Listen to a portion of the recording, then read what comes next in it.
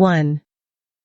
2 years ago, when I was at Cagliari, in the island of Sardinia, about the Barbary coast, the announcement of my imminent departure for Tunis inspired me with a desire to consider closely this strange country, which unites before the eyes of the traveler the phantasmagoria of Africa with the wonders of the East. On a fine autumn evening I took passage on board the Sicilia, a steamer belonging to the Genoese company Rubettino. A few minutes after I took possession of a 4-bed cabin which I occupied alone with a Jewish rabbi of Tripoli, a strange and mute character, the Sicilia weighed anchor, and we sailed towards the land of Islam. The crossing was short and uneventful. The day was dawning, and I had just come on deck, when the land of Africa appeared to me for the first time in the form of a steep coast, covered with brushwood. We skirted it closely, and then, having doubled Cape Blanc, and left the white city of Bizerta on the right near its lake, we entered the Gulf of Tunis. The radiant sun, already high on the horizon, flooded the earth and the waters with a fiery light. The sea shone like a mirror of steel, and in the transparent atmosphere the great rocks and mountains that framed the gulf in the distance allowed their severe forms to be distinguished, their rugged and jagged crests. A fresh westerly wind unfurled the folds of the Italian flag of the 3 colors, red, white, and green, which fluttered from the stern of the Sicilia. In the wake of the steamer, porpoises and blowers were frolicking, chasing each other from wave to wave. We pass a series of reddish cliffs, eaten away by the sea, strewn with shapeless debris, ruined porticos, collapsed arches. This is all that remains of ancient Carthage, whose cyclopean walls, temples, and palaces stood proudly in these places, now deserted. Further on a hill, the dome of a Byzantine chapel houses the tomb of St. Louis, guarded by priests of the Order of Our Lady of Africa. We anchored in front of a small pier defended by a puny fort and a battery composed of guns of all ages and shapes, from the Venetian culverin to the modern breech-loading cannon. Such is the artillery of the bay. Maltese sailors crowded around the ship, and 5 minutes later we stepped onto the pier at La Goulette, the port of Tunis.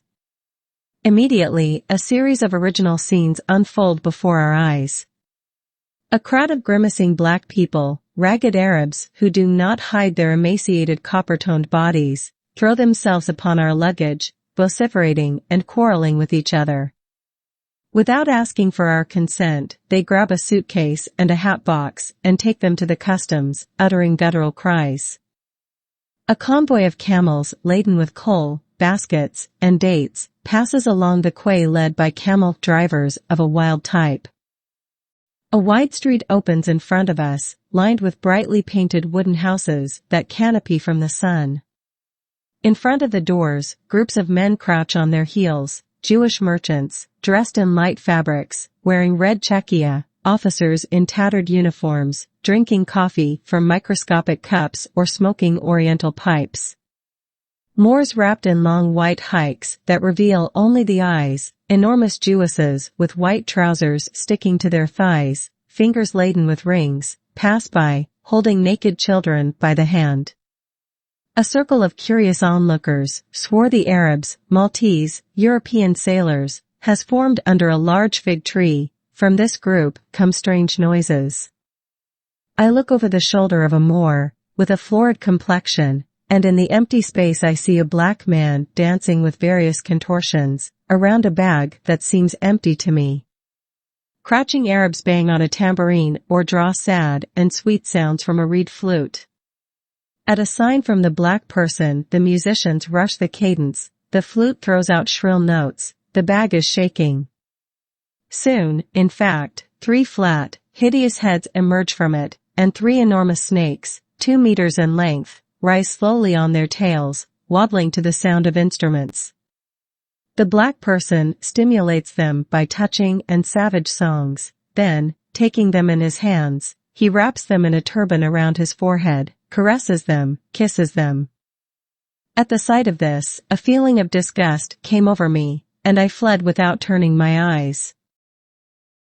I walked through the streets of La Goulette, strewn with piles of rubbish and mud puddles. To the right and to the left are cubic buildings, whitewashed, with rare windows, with grilled windows or mucharabes, low doors, with a fine carpentry work, decorated with arabesques and festoons. Terraces filled with plants and shrubs replace roofs, which are useless in these privileged regions. Along a muddy canal, old ship carcasses are washed ashore. They make up the entire bay's navy. A bright, pure light envelopes the city.